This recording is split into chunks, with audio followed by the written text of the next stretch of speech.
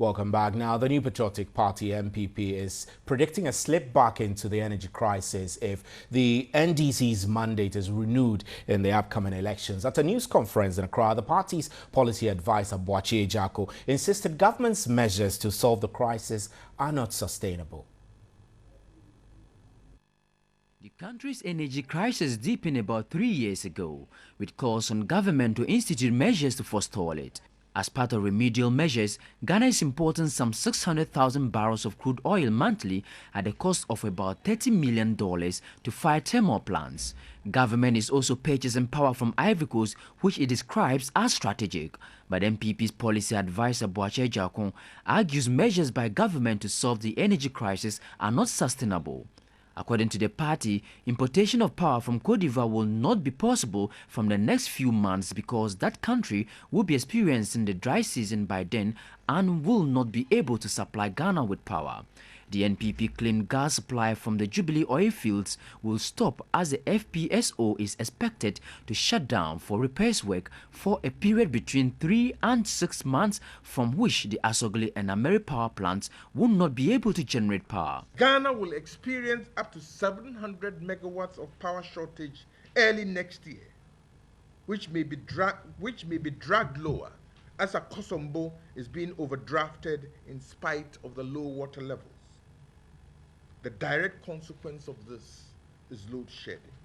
NPP's policy advisor said an Akufo-Addo-led government will ensure transparency in awarding contracts to companies in the power sector, while government's negotiations with China to improve the country's power supply will be reviewed. The NDC is busily entering into a deal with the Chinese that will mortgage all our gas supply away over the next 19 years. Yes, over 5 election cycles.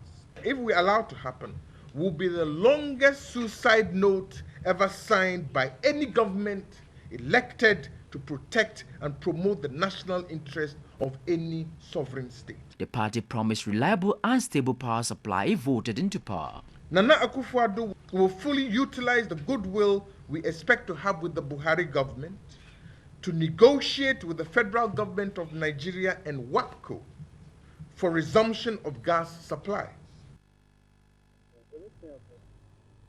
Let's interrogate this a little further. Dr. Ishmael Aka is head of policy and research at the Africa Center for Energy Policy. He's joining us now. Good evening, Doc. Now, the power situation, the NPP is raising concerns that if care is not taken, the whole country will slip back into the energy crisis because the measures the current government has put in place are not sustainable. What's your view on the power situation currently, and where do you think we are going from here? Thank you very much. I think that we have a very fragile power situation. The difference between demand and supply as of today was just about 38 megawatts. However, going forward, I mean, there are 3 main things that may bring dumsor back. One of them is the fact that we've not paid Nigeria the gas, how much we owe them for the gas. So Nigeria gas has not been coming for 3 months. What it means is that Asogli, cement plants and other plants are not getting gas. That is almost about 480 megawatts gone. The second is that the first quarter of 2017, FPSO may go for some repairs. If we do it on-site in Ghana here, it will not have any impact. If we take it outside for off-site repairs, then we are going to lose gas to Ameri and TAPCO. What it means is that another 200 is going to be knocked off. So based on these two, what this means, if we don't do anything about it, the power situation may get worse. But this is preventable. Preventable in the sense that if we pay Nigeria and we get enough fuel, because TAPCO can use both gas and crude oil, we get enough fuel, I think that we are going to deal with the situation. But if we don't prepare to say the first quarter next year, and things happen that way, it is going to affect us negatively. Now, paying Nigeria appears to be the big problem. I mean, ASAP has said that this country's energy problem is a fiscal one. So if we are not able to raise the money to pay off what we owe the West Africa gas pipeline, and the situation goes round in a cycle, it means we are not getting anywhere. Yes, I mean, it has been a major issue. But yes, we have been paying for this energy sector levy. we've been proposing that the government ring-fence these levies and use them to pay, especially Nigeria. For Mahama, it's just about $200 million. Yes, it may be more, but I think that we can start from somewhere. Even if we pay 50% and spread the rest over some time, I think they can understand us. Normally, the natural gas business is by this long-term agreement, and I don't think that we paid half, and because of that, they are not going to give us gas. So we have to do it. Another one has been the sort of contract we negotiate. Now, when we go to the thermal anchorage, we are not producing any power from Senate and other plants because when they produce, it is quite expensive. We are importing about 180 megawatts from Cote d'Ivoire. I've been doing that for about 3 months now.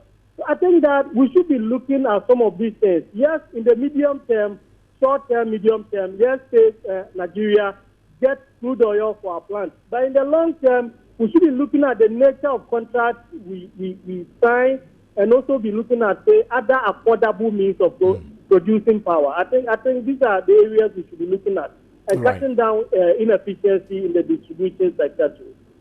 Right now, the NPP is accusing government of collateralizing the gas for 2 billion Chinese loan. We're not able to confirm this because both the finance minister and the deputy power minister are giving conflicting accounts of this. But will this move be right if it ends up, if we find out that this is true? I think that, yes, we are also looking at it, but we believe that it is something we shouldn't do. Already, when we had oil, we decided to mortgage the oil for the initial loan. That was 3 billion. We did that. We're selling our oil to them at quite relatively lower prices. You were saying that the collateralization of our gas to China is not a good thing to do, and you were making reference to how in the past we made an attempt to mortgage our oil to China for the 3 billion China development loan. So moving on, what is your suggestion? How do you think we should handle this? Yeah, I believe that, yes, government needs money to fund infrastructure and other things. But I think that we shouldn't be mortgaging everything we have. Already, yes, oil, we started mortgaging oil.